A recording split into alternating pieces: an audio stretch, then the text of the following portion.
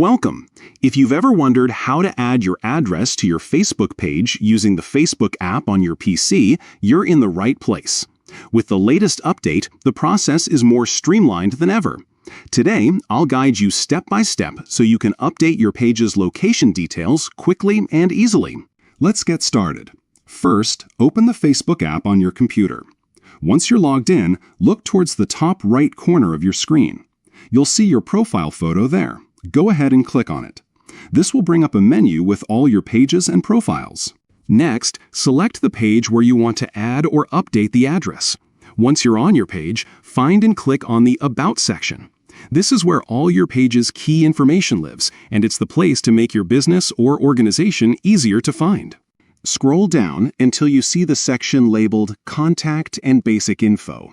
Here, you'll find options to add or edit your contact details. Look for the option that says Add Your Address and click on it. A form will pop up asking for your address details. Carefully fill in each field with your correct information. This usually includes your street address, city, postal code, and country.